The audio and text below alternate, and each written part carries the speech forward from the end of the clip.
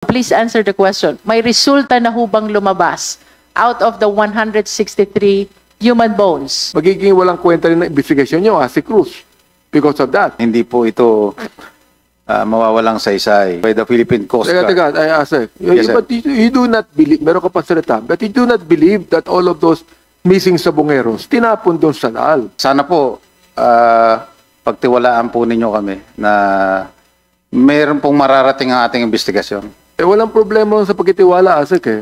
Ang problema natin, ito, hindi kakayang bayaran, correct? Hindi po ako kayang bayaran, Your Honor. I tell you that I intend to finish this investigation hanggang ma-serve Atin ang-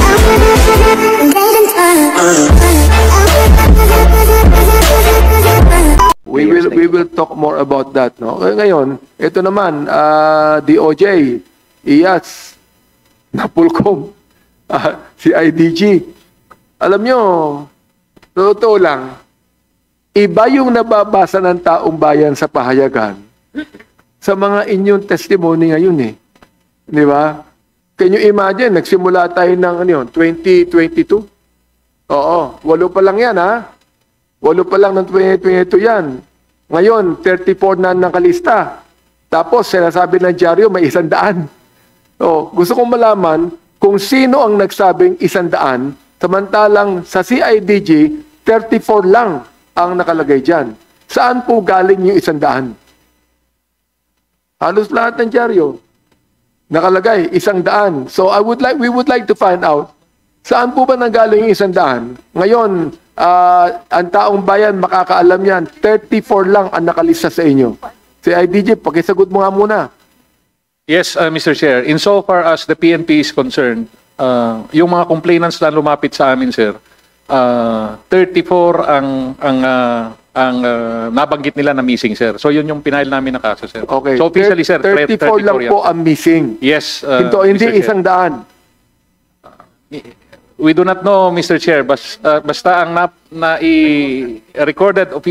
recorded sa amin, sir, 34 Gusto ko missing mong persons, sabihin sir. sa ating mga nanonood, mga taong bayan, ha? We already have 34 in the list, di ba? Now, I would like to ask the Coast Guard, no? Nabanggit mo kanina, you already made 50 incursions to the Taal Lake, di ba? So, ilan na ba ang nahukay nyo sa Taal Lake? Yung sa sir, sa recovery sir, pag nakuha namin kasi ini-evaluate di naman kami ang umahawak sir nung tini-turn over namin sir yung kostoy pag-ahon sir ng technical divers namin, nakalagay na yan sir sa yung protection na namin sir na bag. Tini-turn over namin yung PNP Forensic Group sir ang nag-prepare niya at nag-account. So, yun hindi ko masagot, sir, kung ilan talaga yung So, forensics, ng PNP, saan yung forensics? Okay, please give us your knowledge about that because Coast Guard, sinabi nila sa Coast Guard, ilan na ba ang na-retrieve nyo? Ilan na? Sa diving without the forensics first. Wala pa kayong result o ilan na ba na-retrieve ninyo? Ilan na? Yung retrieve, sir, yung actual na nakukuha naming suspicious item, sir. Yes, Tini-turn over namin sa... ng mga bangkay, for example, like kung sila ay skeleton na, by human bones na, whatever it might Yung be. nagde-determine nun, sir, yung forensic group po, sir. Yun, sila determine. Pero Yes, kayo, Kami, sir, yung recovery ng any suspicious na object dun sa baba, namin, sir, inaangat namin yun, sir, then tini-turn over namin. Okay, so ilang object na ang na-recover nyo? Pag object, sir, kasi ganito, sir, yung situation, if I may, sir, if I may brief Go you, ahead, sir. go ahead.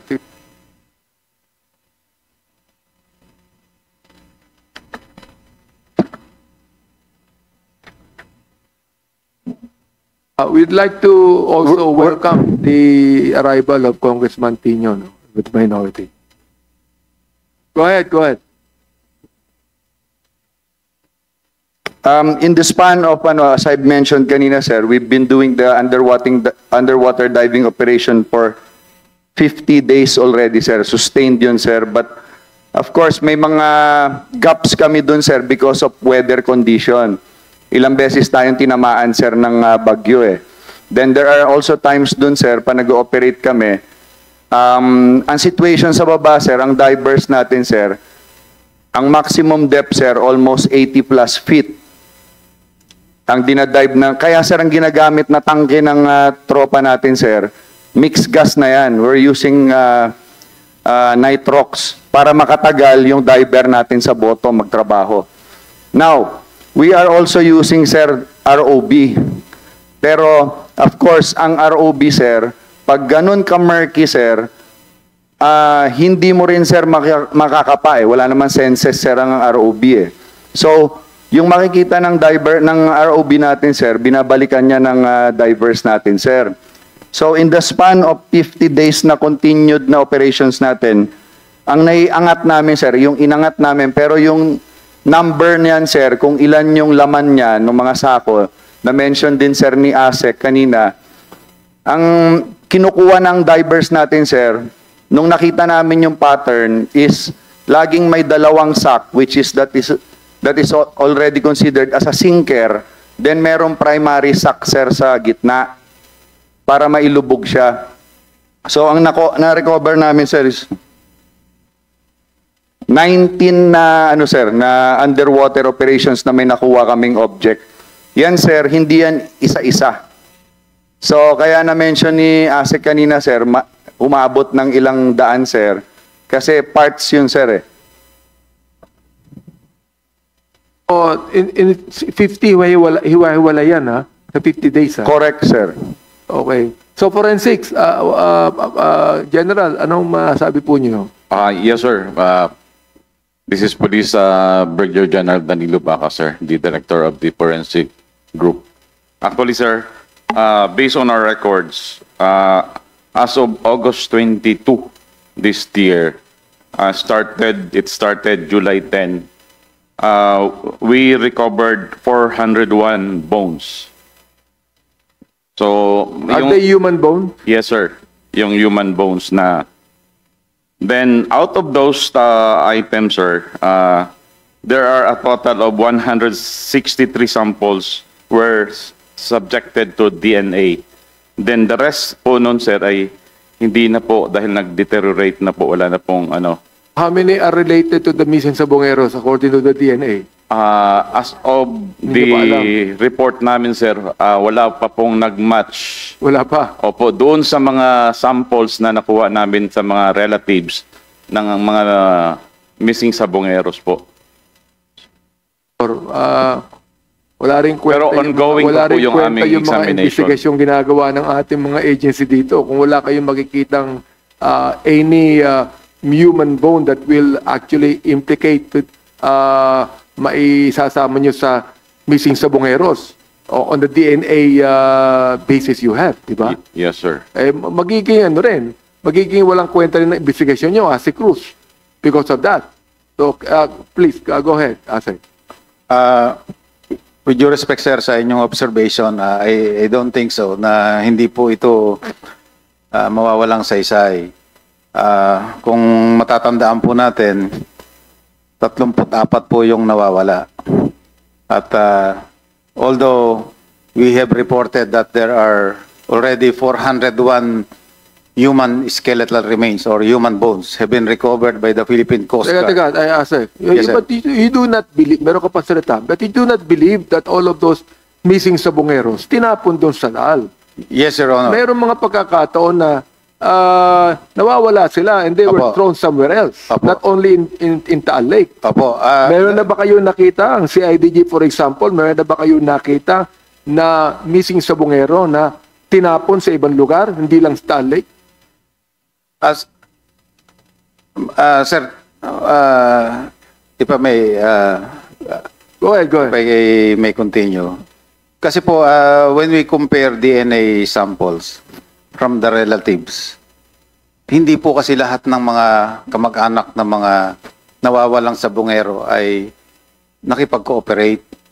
Meron po kasing mga kamag-anak ng mga missing sabongeros ang napabalitang nagpabayad na. Kaya hindi po lahat ng mga relatives na kinakailangan namin. Ibig sabihin nagbabayad na. pabayad, binayaran Opo. na. Yun po ang balita namin. Pero sa ngayon po, hindi pa po kasi nakukumpleto ang mga DNA samples of the 34 missing Sabongero relatives. Kaya hindi po natin maasahang talagang mape-perfect natin ang comparison dito. So, meron pa naman pong mahigit 300 samples pa ang hawak ng forensic group. Sana po, pagtiwalaan po ninyo kami na meron pong mararating ang ating investigasyon. Walang problema sa pagkitiwala, Asik eh. Ang problema natin, ito, iba yung nakalagay sa pahayagan, iba yung sinasabi ninyo. Yun ang problema natin. Sapagkat nalalaman po natin, ang taong bayan din naman palagay ko naghihintay dito eh. Ano ha? Kaya nga itong committee ito ay napagkasunduan na imbestigahan po natin. So we would like to know the truth about all this. Ito'y briefing pa lang po ito. Hindi pa po ito hearing. Sapagkat kung hearing ito, meron na kayong oath dito. Briefing lang to eh. Sapagkat kung ito'y hearing, ay mag-oath taking na kayo dito.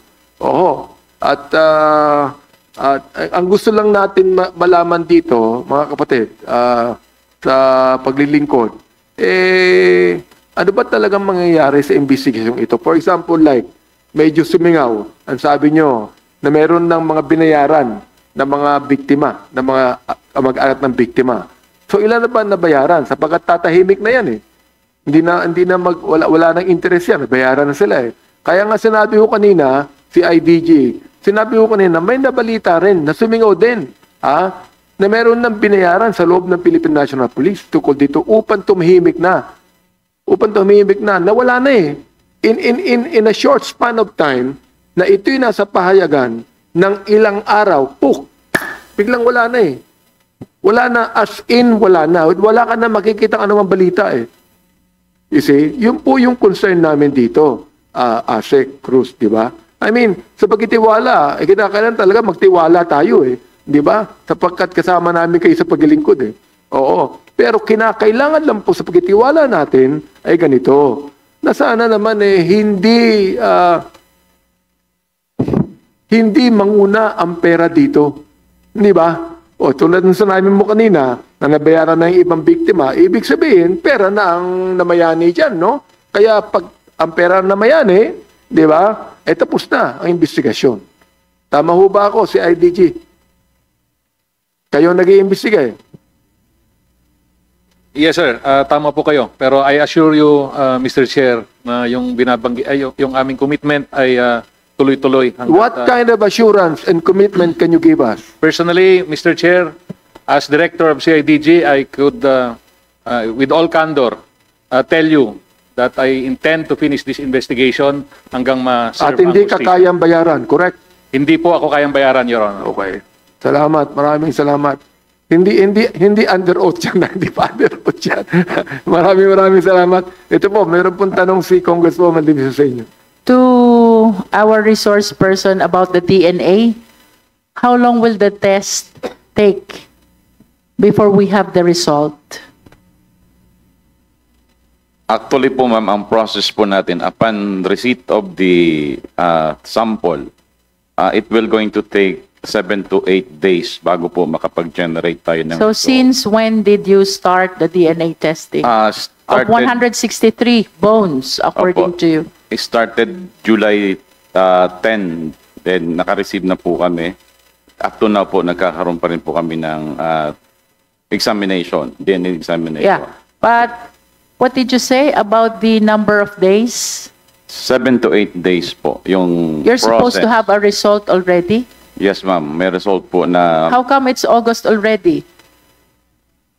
Ma'am, actually, yung August po ay hindi pa po lahat kumpleto. Yeah, Meron but pa po tayong... with regards to the 163 human bones, syempre examine nyo yan separately, di ba? You Yes. cannot examine them all together. Yes If ma'am, it started on July 7, July 10. Is it July 7? 10 po, 10. July 10? Yes ma'am. Now is August already. Yes po. And you said 7 to 8 days.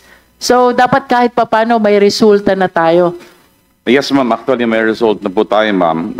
How many match to the 34 missing Sabongeros?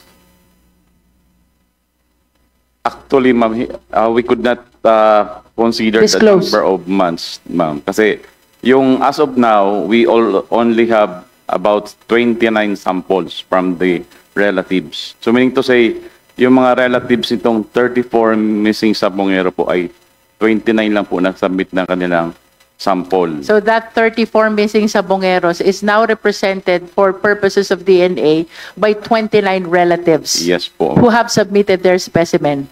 Yes po. Yung, Out of the 29 relatives, may nag-match na po ba? so far, ma'am, wala pa pong nagmamatch. But Dun sa- are there results already?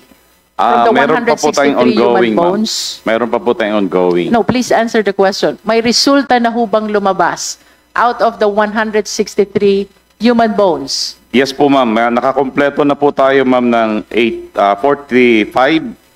Then, out of that, viable, yung, kumbaga, yung viable, ma'am, na pwedeng makunan ng DNA result.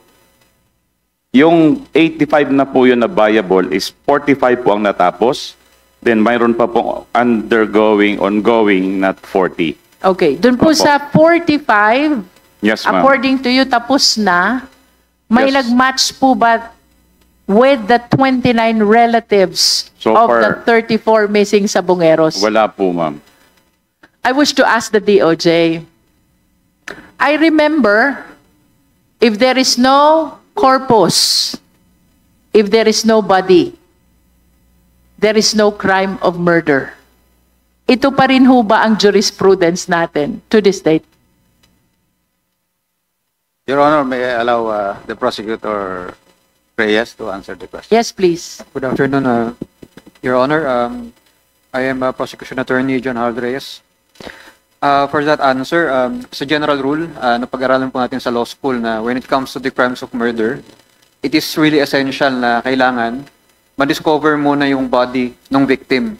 So Kasi that is tantamount to saying, if from the 163 bones being examined for DNA, none will match with the 29 relatives, then no case of murder can be filed against your respondents. Do you agree?